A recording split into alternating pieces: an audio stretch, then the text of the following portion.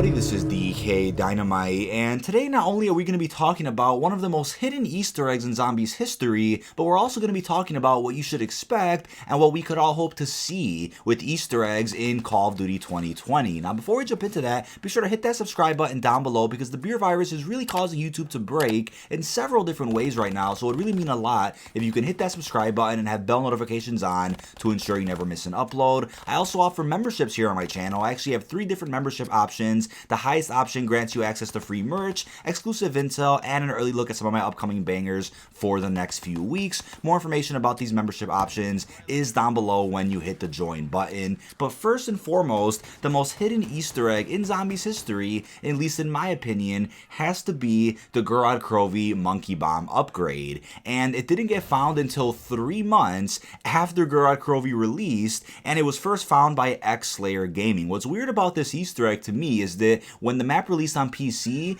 data miners just couldn't find it. I know when the map first released though, people did come across the candle and the flowers, and we all thought it was actually part of the super Easter egg. I remember when Revelations first got solved, people all assumed that those gate worms we collected at the main menu, you know, the Easter egg tracker for Black Ops 3, we thought that those gate worms would be used, we thought that the flowers would be used for something. Everybody thought it was leading towards some big super Easter egg reward. However, ended up just being an upgrade for the Monkey Bomb. Actually, the first upgrade in history for the Monkey Bomb in Call of Duty Zombies, which is absolutely insane, and I think it is definitely worth going for if you're in a game of Gorod Krovi. So this isn't a tutorial by any means, but a brief overview on the steps. You simply have to find the flowers on the map. There are several different locations, and it'll spawn in different spots for every player. Every player does have to pick these up separately. It doesn't count for the entire squad if you're in a co-op game. Find the flowers, find your candle, light it with a blast of your shield. Then you have to get around, I think it's like 30 or 40 kills with a monkey bomb, so a flask can spawn as like a little power up. You pick that up, and you also have to throw a monkey bomb into, I think, 3 different pits of fire when the dragon goes around the map and burns different areas. So you have to do all of that, and then you can finally go up to spawn, and you could throw the monkey bomb down, and boom, you'll get those little question marks on the gravestone. Hold square on that, and it will give you an upgraded monkey bomb. Super freaking useful. Obviously, can definitely help out with the boss fight, can help out with some difficult gameplay on Gorod Krovi. And I think what's even cooler about the upgraded monkey bomb is that not only was it featured in Gorod Krovi, but also was later featured in Zombies Chronicles. So in all of the Zombies Chronicles maps, there isn't a quest like this one on Gorod to get an upgraded monkey, but if you use crate power when you get monkeys from the mystery box, it'll give you the exact same upgraded monkey bomb. So I love how they utilize the upgraded monkey again later in the case that people aren't a fan of Gorod or weren't a fan of doing the actual steps on the map. So I love when they utilize things like that in other maps. But yeah, what's weird about it is that it wasn't data mined. So my question about this quest, maybe you guys can answer this down below in the comments, has always been, was this capable of being data mined? And I haven't actually asked anybody that does data mine. Maybe I'll do that for the sake of this video, and I'll put a pinned comment down below later if I find out. But you know, was this so hidden in the code to where it just couldn't be data mined, or the people maybe data mined the flask, the flowers, and the candle and just couldn't figure out what it was for? Maybe that was the case. I know when it comes to Easter eggs, things obviously get misinterpreted all the time. Not that I want things to get data mined, but when things stay hidden for so damn long, then that's when data mining does come into play and we can figure out what something is for. But yeah, oftentimes things get misinterpreted and we have no idea what X, Y, and Z could be, to the point where we still are hunting legitimately in game. But other times things are just right out in the open in the files, to the point where things could just get ripped, things could get explained and solved in a matter of hours. But when it comes to Easter eggs in the future with the Call of Duty franchise, this is something I would hope for, right? I would really hope for there to be a way that Treyarch can somehow encrypt Easter egg things like this in the files, to where, yeah, if we find items and images and, you know, lines of code, it won't lead to the final result. Because we know many times in the past, full-on main quests have been data mined, right? It happened for Moon, the actual cutscene leaked out for Origins, steps of so many other Easter eggs also got ripped out there for other games too. It's been ridiculous, and I never think it's fair for people to, you know, download a map and the Easter eggs are already solved. Now, like I said, my only exception is if a map is out for X amount of months, if not X amount of years, and something isn't solved, then I'm okay with somebody going in and figuring out all of the unsolved Easter eggs. I know recently somebody came out with a program to find all unsolved Easter eggs in Black Ops 3, and they started with, you know, an explanation for Shadows of Evil Evil, exactly what happened to the second Apothecary Servant quest that got scrapped. They also came out with this developer Easter egg from the Horizon Drag that involved a heart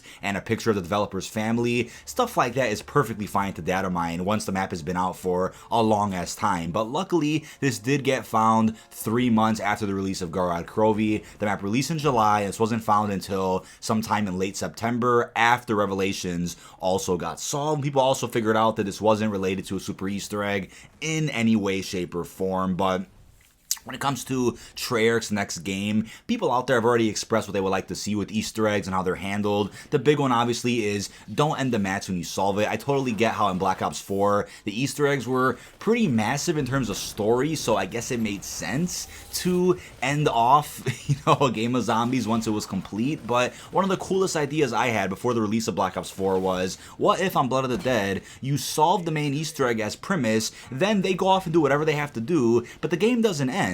Then you get to play as Victus for the remainder of that match to go to a high round or to do even a second main Easter egg. What if the game evolves to that point where there are 2 full main quests on the map, but you have to play as 2 different crews to do that? That's how you revolutionize zombies. That's how you really change the game in so many ways, to where the structure and foundation of what zombies is stays there, but you build on top of that. Don't strip away what makes zombies zombies, right? You kind of add to that and do things that just nobody else has done before. That's the key to keeping zombies alive and just building that replayability with every release, right? And also having more to the map than just the main Easter egg. To me, Treyarch's really never had that problem until, I should say, Ancient Evil. And it's awkward because Ancient Evil to me is probably the best Chaos map, and for some reason the map has no side Easter eggs. So I think a good balance going forward is to have a very strong main quest, but have some really exciting side Easter eggs that fit the aesthetics of the map. And Ancient Evil, being the map that it is, at least in my opinion, could have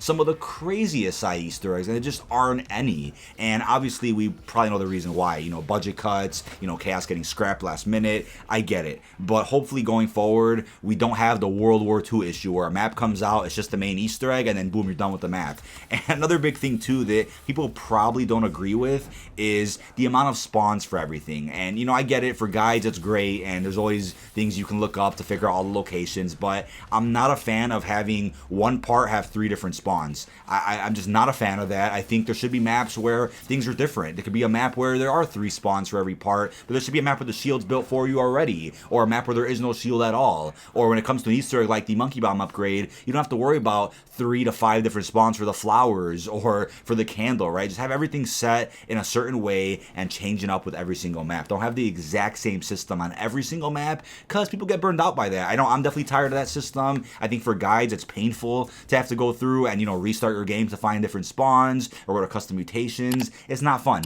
at least not for me, but maybe other people out there disagree with that and they actually like the idea of having dozens of spawns for 1 or 2 parts. Now, another idea I had, which many Easter egg hunters likely wouldn't prefer, is something that I think does deserve a shot one day, and that is releasing a new map and not unlocking the main Easter egg until maybe a couple days after the release, if not a week, once all platforms have access to the map. So similar to what happened with the launch of Black Ops 4, the game comes out and the main Easter eggs on all maps weren't live for a good 24 hours. Imagine if with every DLC map as well, the map would come out and for X amount of days, if not, 1 or 2 weeks, the main Easter egg wasn't live, allowing people to fully dive into the map, explore all the side Easter eggs and the atmosphere of the map, the radios, the ciphers, the dialogue, being able to digest all of that first before even worrying about a main Easter egg. And people out there are probably like, no, well, the map's gonna get dry really quickly, and the truth is it really wouldn't, because there's so many maps, at least, from Black Ops 4, where people did the main Easter egg and never stepped foot on the map again, never explored the wonderful side Easter eggs, never went ahead and listened to the dialogue or the radios, understand the story and the theme going on. There are so many things that are missed because of the huge focus on main Easter eggs. And again, I get it. Main Easter eggs are great. It's kind of what drives the community forward. with the hunts and all that. It's all competitive, and that's cool. You can still have that, but not exploring the map in its entirety and just, leaving the map to hell once you beat the main Easter egg is not what the map's all about, and that's not what Treyarch intends for you to do. Maybe a week is a little too long. Maybe waiting for all platforms to get the map isn't fair. Maybe they should just keep it a couple days or so, and that's totally fine. Maybe lock the main Easter egg for 2 days max. Even that's enough time to dive into the map and learn a couple of things, right? Because look at something as cool as the shield upgrade on Voyage of Despair, right? Voyage isn't the best map, I totally agree. However, that side Easter egg is so damn fucking cool, and a lot of people just never attempted it because they're already turned off by the longevity of the main Easter egg and difficulty and the tediousness of some of the steps, so they don't even bother with side Easter eggs like that. But look how cool the quest is. I mean, stuff like that is just fantastic, and I definitely think the community is at that point where a map comes out, main Easter egg gets solved, you watch the cutscene, and you're done. People don't even grind trophies anymore. I had a great time going for trophies in Black Ops 4 Zombies, and maybe I'll start a little series once COD 2020 releases, right? Maybe I'll stream going for all achievements on each map, or stream going for Platinum. I did something similar to that in Black Ops 4. Maybe I'll do that in an even bigger way with Treyarch's next game. But looking at how Easter eggs work, I've been a fan of how they've been structured, but I think Black Ops 4 proved that a change is needed with how everything works. I think there needs to be a good balance of, gameplay and story, whether that means having better side Easter eggs or having less of a focus on story sometimes and focusing more on replayability and gameplay. Whatever that means, we just need a good balance and a nice change. And how can that change happen? Different leadership. Now we have different leadership. We don't have an announcement on who the new Zombies director is just yet, but there's a couple of guesses as to who that can be. And these people are, of course, veterans over at Treyarch. They've been there since the very beginning, have worked on Zombies since World at War. They know what everything is all about. We also have Lee Ross, who's in charge of Infinite Warfare Zombies, and obviously did a great job balancing gameplay and story, and he knows exactly what's up. He may not be the director of COD 2020 Zombies or anything major over at Treyarch, but I can guarantee you he'll be involved in some way, shape, or form. We know for Black Ops 4, he was in charge of Zombies lore and gameplay in Blackout, and I think he killed it. I think with a limited budget and dev team, he still tried his best to make sure that Zombies fans were pleased with everything that was added into Blackout, and for me, I thought it was a great time, at least during Operation Apocalypse Z with Alcatraz portals. My team and I were the first in the world to fully solve the Golden Spork, the Hell's Retriever, the Icarus plane Easter egg, the number panels. We accomplished so damn much, and it almost felt like we were the only actual dedicated Zombies fans that were playing Battle Royale looking for these Easter eggs. It was a great time, but overall, let me know what you think of all this down below in the comment section. What do you guys want to see when it comes to Easter eggs in Call of Duty 2020? Do you want better main Easter eggs? Do you want them locked for a couple of days? Do you want better side Easter eggs? And do you want to see Easter eggs like the upgraded Monkey Bomb where it just can't be data mined for some reason, right? It's so deep in the files to the point where it still has to be solved legitimately. Do you want to see more stuff like that? Leave all your thoughts. Really hope you've enjoyed. This has been dkdynamite, and peace out, everyone.